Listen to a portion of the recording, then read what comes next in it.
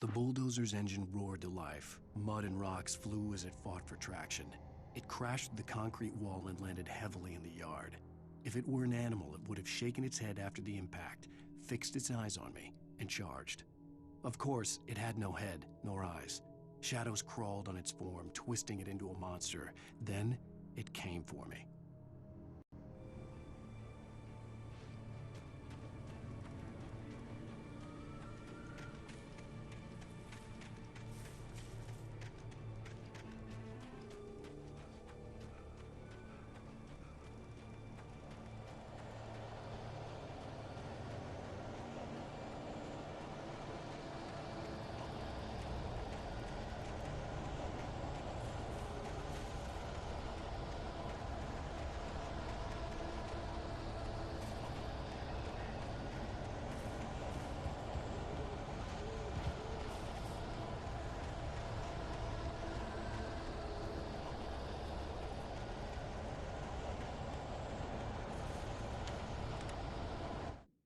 Sarah trusted her gut, and her gut said Agent Nightingale was an asshole.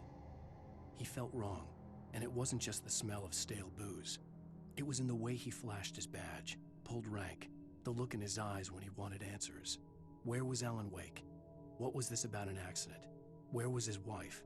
And most importantly, why did she let Wake go? He wouldn't answer her questions. Federal business was all he'd say.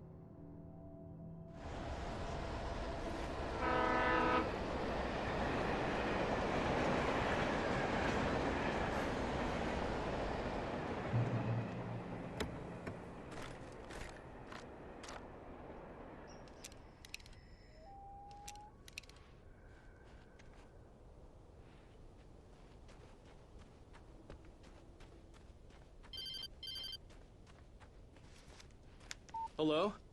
The most stubborn man I've ever met. Alice? Alice?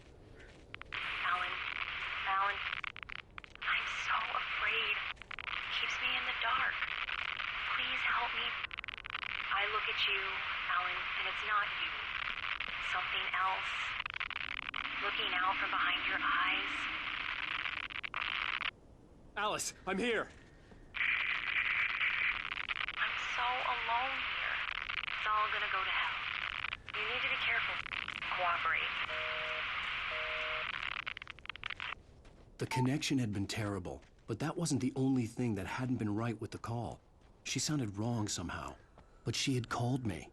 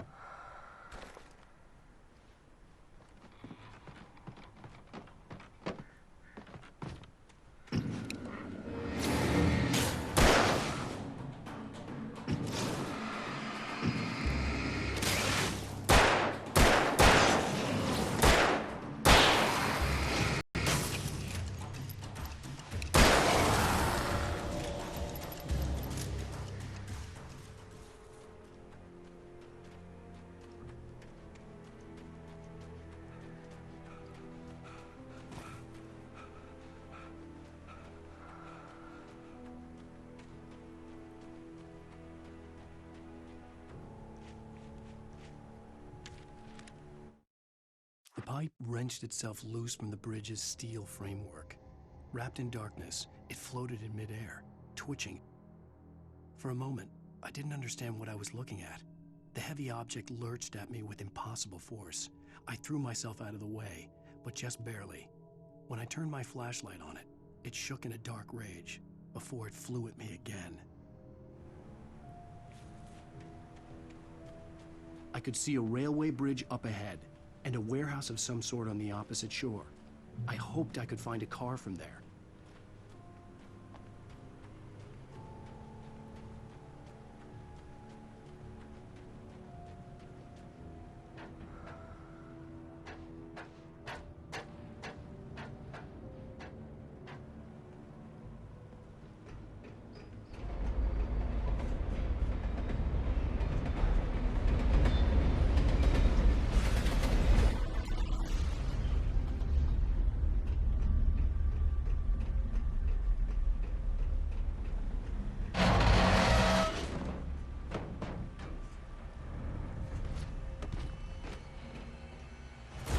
darkness that was pursuing me was growing stronger, and it was taking over everything in its path.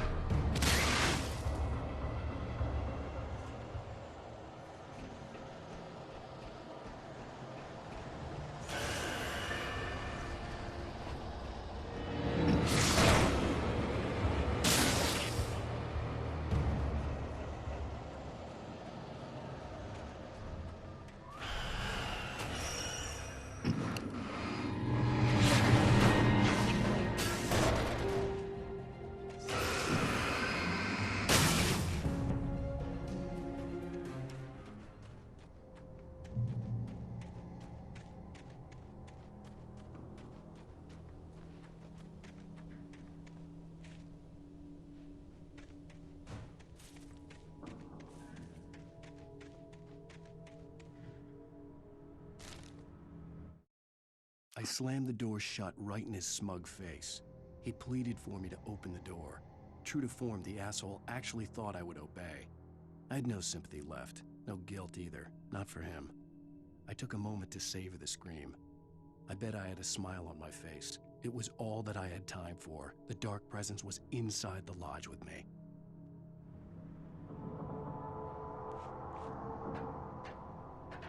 As a teenager, just starting to get interested in writing, Stephen King had been a source of inspiration to me. I thought about all the inanimate objects that had come to life in his books. No one is safe in a good horror story, certainly not the protagonist.